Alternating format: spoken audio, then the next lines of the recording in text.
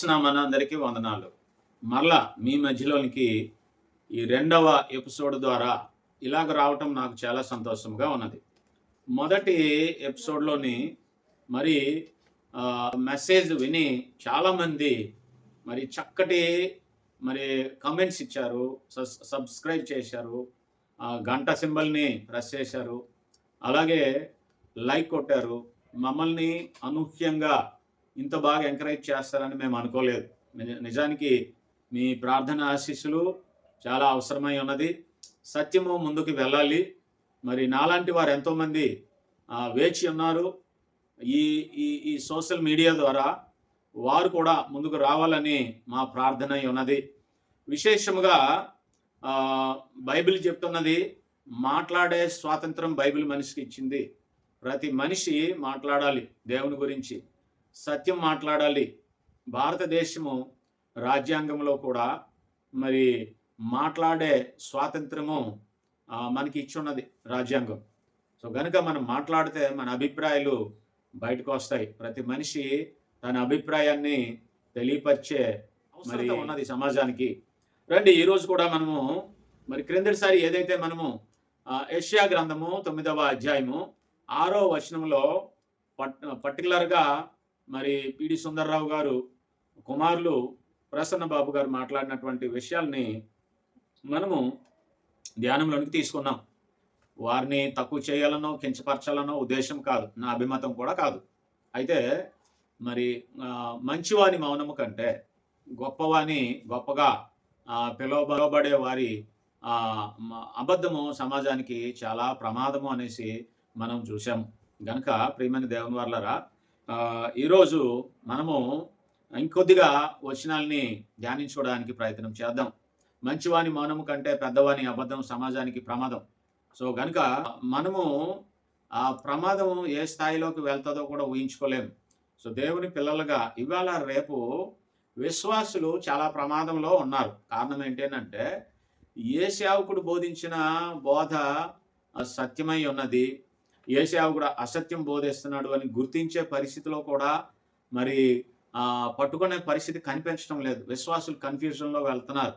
కారణం ఏంటి అంటే ఫర్ ఎగ్జాంపుల్, ఒక దైవజనుడు ప్రారంభంలోని తన పరిచర్య ప్రారంభంలోని గొప్ప గొప్ప విషయాలు, చక్కగా లోతైన సంగతులు, ఆత్మీయ విషయాలు బయటికి తీసుకొచ్చి మరి ఆత్మీయ జీవితాలు కడుతూనే చక్కగా నడిపిస్తూ మరి ఏదో ఒక మరి టైంలోని తను ఒక దారి మళ్ళీపోతున్నానన్న సంగతి ఆయనకి తెలీదు. ఎందుకనంటే కొన్నిసార్లు కాన్ఫిడెన్స్ వేరు, ఓవర్ కాన్ఫిడెన్స్ వేరు. అలాంటి పరిస్థితుల్లో నేను చెప్పిందంతా నిజమే అనే భావజాలంలోనికి వెళ్ళిపోతే విశ్వాసులు, వారిని వెంబడించే విశ్వాసులు చాలా ప్రమాదంలో పడతారు. కనుకనే మనము మరి యెషయా గ్రంథము 9వ అధ్యాయము 6వ వచనంలోని ప్రసన్న బాబు గారు మరి ఏదైతే వివరించారో అది ఖచ్చితంగా తప్పు అనేసి మరి మీకు క్రిందటిసారి తెలియపరచడం జరిగింది. ఒకసారి చదువుదాం రండి. యెషయా గ్రంథం 9వ అధ్యాయము 6వ వచనంలోని, ఏలయనగా మనకు శిశువు పుట్టెను, మనకు కుమారుడు అనుగ్రహింపబడెను అని తెలుగు బైబిల్ ప్రకారముగా ఇక్కడ శిశువు పుట్టెను అని ఉన్నది, అలాగే కుమారుడు అనుగ్రహింపబడెను అని ఉన్నది. ఇది గ్రంథకర్త పాస్ట్ టెన్స్లో రాశాడు. కారణం ఏంటనంటే యేసు ప్రభు వారు పరలోకంలో పుట్టున్నారు కనుక గ్రంథకర్త కూడా ఇక్కడ మరి పాస్ట్ టెన్స్లో రాస్తున్నారు అని ప్రసన్న బాబు గారు మరి ఏదైతే తీసుకొచ్చారో అది వాక్య విరుద్ధం. ఎందుకనంటే ప్రవక్తల యొక్క భాషని కొన్నిసార్లు మనం అర్థం చేసుకోవాలి. ఫర్ ఎగ్జాంపుల్, ఆమోస్ గ్రంథము 4వ అధ్యాయము 1వ వచనంలో మనం ఒకసారి చూడగలిగినట్లయితే, సొమ్రోను పర్వతమునున్న బాషాను ఆవులారా, సొమ్రోను పర్వతమునున్న బాషాను ఆవులారా, దరిద్రులను బాధ పెట్టుచు బేదలను నలగొట్టు వారలారా. దీన్ని ఎలాగ అర్థం చేసుకుంటాం మనము? సొమ్రోను పర్వతం ఏంటి, బాషాను ఆవులేంటి? దేని గురించి మాట్లాడుతున్నాడు? ఎవరి గురించి మాట్లాడుతున్నాడు? ఇది ఒక ఫిగర్ ఆఫ్ స్పీచ్, ఇది అలంకార భాషలో మాట్లాడుతున్నాడు. అర్థం చేసుకోకపోతే కొన్ని లిటరల్గా తీసుకోవాలి, కొన్ని గ్రామాటికల్గా తీసుకోవాలి, కొన్ని రెటారికల్గా తీసుకోవాలి. అక్కడ ఉన్న కాంటెక్స్ట్ బట్టించి మనము దేవుని మనసులో ఏమున్నదో తెలుసుకోవడానికి ప్రయత్నించాలి. అంతేగాని నీకు ఎలాగ అర్థమైందో ఇదే సత్యమని మరి తీసుకురావడం అన్నది అది కరెక్ట్ కాదు. అలాగనే మనము ఏదైతే ఫర్ ఎగ్జాంపుల్ ఇప్పుడే మనము యెషయా గ్రంథము చదువుకున్నాం 9వ అధ్యాయము 6వ వచనంలోని 6వ వచనంలోని ఏలయనగా మనకు శిశువు పుట్టెను, కుమారుడు అనుగ్రహింపబడెను. పరలోకంలో యేసు ప్రభు పుట్టారు అని చెప్పడానికి ఆయన తండ్రితో సమానుడు కాడు, నిత్యత్వంలో ఉన్నవాడు కాడు, మొదట పుట్టినవాడని చెప్పడానికి ఆ సిద్ధాంతాన్ని బలపరచడానికి మరి ప్రసన్న బాబు గారు దీన్ని తీసుకొచ్చారు. దీన్ని మనము అప్లికేషన్ అంటాం. అప్లికేషన్ అయితే ఒక వచనం చదివేటప్పుడు ఆ వచనము, దాని పై వచనము, దాని క్రింద వచనాలు మనం చదువుతూ వెళ్ళేటప్పుడు మనము అభిప్రాయాన్ని బయట పెట్టడానికి ప్రయత్నం చేస్తూ ఉంటాం. అయితే దాన్ని అప్లికేషన్ అంటారు. ఈ అప్లికేషన్ అన్నది మనము మన అప్లికేషను అది టెక్స్ట్ ఒప్పుకోవాలి, సపోర్ట్ చేయాలి. నీవు అనుకున్నది ఇది నేను అనుకుంటున్నాను, ఇలాగ అనుకుంటున్నాను అంటే కుదరదు. మనం చాలా అనుకుంటాం, ఒక్కొక్కరికి ఇంకొక అభిప్రాయం వస్తుంది, ఒక్కొక్కరికి ఒక్కొక్క అభిప్రాయం వస్తుంది. దాన్ని నేను ఎలాగనుకుంటున్నానని చదివే ప్రతి వారు ఒక్కొక్క అభిప్రాయాన్ని తీసుకొస్తే టెక్స్ట్ దాన్ని ఒప్పుకోవాలి, ఆ ప్యాసేజ్ ఒప్పుకోవాలి, మనం చెప్పింది నిజం అనేసి ఆ వచనాలు సపోర్ట్ చేయాలి. గనుక మరి ముఖ్యంగా మరి దీన్ని పాస్ట్ టెన్స్లో ఎందుకు రాశాడో మూడు విషయాలు చెప్పి నేను ముగించబోతూ ఉన్నాను. పాస్ట్ టెన్స్లో దీన్ని ఎందుకు రాశాడు? మొదటి కారణం ఏంటంటే అది నోబడి నోస్ ఇట్, ఎవరికి తెలీదు. దేవుడు ఆయన ఇష్టమే ప్రెజెంట్ టెన్స్లో రాయించాడా, ఫ్యూచర్ టెన్స్లో రాయించాడా, పాస్ట్ టెన్స్లో రాయిస్తున్నాడా, అది ఆయన ఇష్టం. అది అయితే ఆయన మనసు తెలుసుకోవడానికి మనం ప్రయత్నించాలి. ఇక్కడ మొదటిది ఏంటంటే దేవుడు లేక ఇక్కడ పరిశుద్ధాత్ముడు ఏం చెప్పాలనుకుంటున్నాడో, ఏం రాయించాలనుకుంటున్నాడో ప్రవక్త కానివ్వండి, రాసే గ్రంథకర్త కానివ్వండి, యాస్టేజ్గా దేవుడు చెప్పినట్లుగా వ్రాయాలి. గనుక ఇక్కడ మనకి యెషయా ప్రవక్త మరి ఈ విషయాన్ని అదే రీతిగా ఆయన మనకు తెలియపరిచాడు. మొదటిది. రెండవది, దీన్ని పాస్ట్ టెన్స్లో ఎందుకు వ్రాశాడు? పాస్ట్ టెన్స్లో ఎందుకు రాశాడు అని అంటే కొంతమంది చెప్తున్నారు బైబిల్ పండితులు, ఆ టయానికి యెషయా గారికి పిల్లలు పుట్టారు, కుమారులు పుట్టారు. మొదటి కుమారుడు మరి పుట్టిన సందర్భంలోని దీన్ని ఈ సెన్స్లో మొదలు పెట్టాడు అనేసి కొంతమంది అభిప్రాయాన్ని వెల్లబుస్తూ ఉన్నారు. నేనైతే దాన్ని ఏకీభవించలేను. దానికి సంబంధించిన బలమైన ఆధారాలు నాకు అర్థం కావడం లేదు, బైబిల్ దాన్ని సపోర్ట్ చేయటం లేదు. కనుకనే నేను దాన్ని ఏకీభవించట్లేదు. అయితే ఈ పాస్ట్ టెన్స్లో ఎందుకు మరి దేవుడు వ్రాయించాడు అని మనం అర్థం చేసుకునే క్రమంలోని రెండవ పాయింట్ ఏంటంటే ఇశ్రాయేలీలు మరి వారేమో దేవుడు యెహోవా మా దేవుడు, సృష్టికర్త మాకు మాత్రమే దేవుడు, ఈ బైబిల్ గ్రంథం మాకు మాత్రమే ఇచ్చాడు, ప్రవచనాలు మాకు మాత్రమే ఇచ్చాడు, మేమే ఆయన పిల్లలము అనేసి భావించేవారు. చూడండి, మనము రోమపత్రికని 3వ అధ్యాయాన్ని ఒకవేళ చూడగలిగినట్లుగా అయితే రోమపత్రిక 3వ అధ్యాయంలో ఇంచుమించు వారి అభిప్రాయము, వారి మనసేంటో మనకి అర్థమవుతుంది. 3వ అధ్యాయం తీయండి దయచేసి. రోమపత్రిక. అట్లయితే యూదునికి కలిగిన గొప్పతనమేమి, సున్నతి వలన ప్రయోజనమేమి? ప్రతి విషయమందును అధికమే. మొదటిది, దేవోక్తులు యూదుల పరము చేయబడిను. చూసారండి, అంటే వారి ఉద్దేశము ఎలాగున్నదో ఒకసారి చూడండి. గనుక యేసుక్రీస్తు వారు భూమి మీదకి రావాలి, ఆయన భూమి మీద మనలాంటి శరీరమును ధరించి పుట్టాలి, ఆయన మన గురించి వ్రాయబడింది, ఆయన గురించి వ్రాయబడింది సమస్తము ఆయన నెరవేర్చాలి.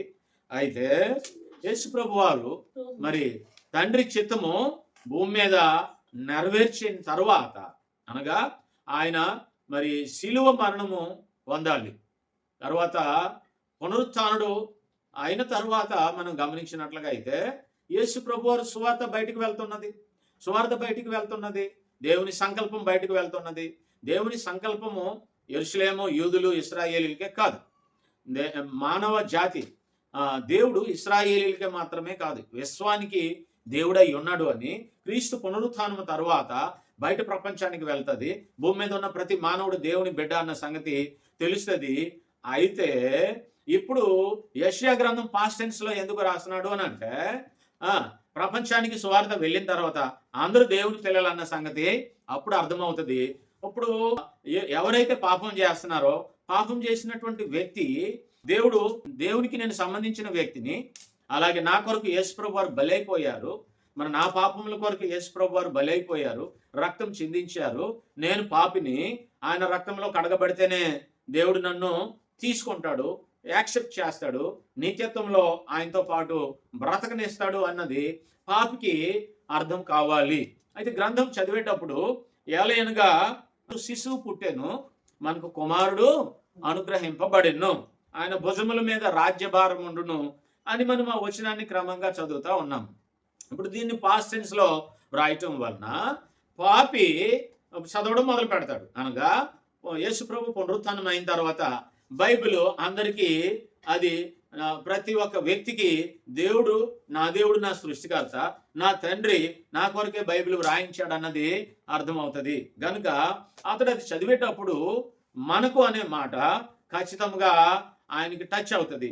ఇంకొక మాట చూద్దాం. మనం యెషయా గ్రంథము 53వ అధ్యాయంలో మనకు అనే మాట మనకి ఇది కూడా పాస్ట్ టెన్స్ లో ఎందుకు రాయించాడో చూడండి. మనం క్రిందసారి దీన్ని కూడా మనం టచ్ చేసాము. యెషయా గ్రంథము 53వ అధ్యాయము 3వ వచనం నుండి మీరు చదవడానికి ప్రయత్నించండి. మరి ముఖ్యముగా 2వ వచనము చివరి భాగంలోని మనమతని చూసి అపేక్షించినట్లుగా అతని యందు స్వరూపము లేదు అని అంటున్నాడు. 4వ వచనం చూడండి, నిశ్చయముగా అతడు మన రోగములను భరించెను, మన వ్యసనములను వహించెను అని. 5వ వచనంలో మన అతిక్రమ క్రియలను బట్టి అతడు గాయపరచబడెను, మన దోషములను బట్టి నలుగొట్టబడెను, మన సమాధానార్థమైన శిక్ష అతని మీద పడెను, అతడు పొందిన దెబ్బల చేత మనకు స్వస్థత కలుగుచున్నది, మనమందరము గొర్రెల వలె త్రోవ తప్పిపోతిమి, మనలో ప్రతి వాడును తనకి ఇష్టమైన త్రోవకు తొలిగెను. ఇక్కడ మన మన మన అనే మాటని మనం చూస్తూ ఉన్నాము. అంటే చదువుతున్నటువంటి ప్రతి వ్యక్తి ఇన్వాల్వ్ అవుతున్నాడు. మన దోషములను భరించెను, మన పాపములను సహించెను. ఈ మన మన అనే మాట బైబిల్ చదువుతున్నటువంటి ప్రతి ఒక్క వ్యక్తికి వర్తిస్తున్నది. అప్పుడు ఆయన ఇది నా కొరకే వ్రాయించాడు అనేసి ఆలోచనలోకి వెళ్తాడు, ఆయన పాపములు జ్ఞాపకం చేసుకుంటాడు, పశ్చాత్తాప పడతాడు, దేవునితో సమాధానము పడతాడు అనమాట. ఇది పాస్ట్ టెన్స్ లో వ్రాయించడానికి గల కారణం ఏంటంటే గ్రంథము కేవలం యూదులకి మాత్రమే కాదు, ప్రపంచానికి వెళ్ళాలి గనక, ప్రపంచంలో ఉన్న మానవ జాతి అంతా దేవుని పిల్లలే గనక ప్రతి మనుషుడు చదివేటప్పుడు ఇది తనది అని తనకి ఖచ్చితంగా తెలియాలి గనక ఇది పాస్ట్ టెన్స్ లో వ్రాయించాడు. ఒకవేళ ఫ్యూచర్ టెన్స్ లో వ్రాయించాడు అనుకుందాం, మనకి శిశువు పుట్టును అనే మాట ఉన్నది అనుకోండి. ఫర్ ఎగ్జాంపుల్ ఒక వ్యక్తి తప్పు చేశాడు, వ్యభిచారం చేశాడు, ఎయిడ్స్ వచ్చింది ఆయనకి, ఆయన మరణపాశంలోనికి వెళ్ళిపోయాడు, తను చేసిన తప్పుకి కుమిలిపోతూ ఉన్నాడు, పశ్చాత్తాప పడతా ఉన్నాడు, చాలా బాధపడతా ఉన్నాడు, ఆయనకి బ్రతకాలని ఆశ ఉన్నది, అయితే మెడిసిన్ లేదు, భూమి మీద మెడిసిన్ లేదు. అప్పుడు నిరుత్సాహంతో ఆయన నిరీక్షణ లేక ఎంతో వేదనతో కుమిలిపోయి చనిపోతాడు అనమాట. అదే వ్యక్తికి మందు ఉన్నది అనే మాట తెలిసిందనుకోండి, ఖచ్చితంగా ఆయన పశ్చాత్తాపడి నేను ఇక ముందు ఇలాంటి తప్పు చేయను, నా కొరకు, నన్ను పుట్టించిన వారి కొరకు, నాతో ఉన్న వారి కొరకు, నా కుటుంబం కొరకు నేను బ్రతుకుతాననే తన బ్రతుకు ప్రారంభిస్తాడు. అలాగే ఇక్కడ పాస్ట్ టెన్స్ లో ఎందుకు వ్రాయించాడు అంటే మనకి భరోసా ఇవ్వడానికి దీన్ని పాస్ట్ టెన్స్ లో వ్రాయించాడు.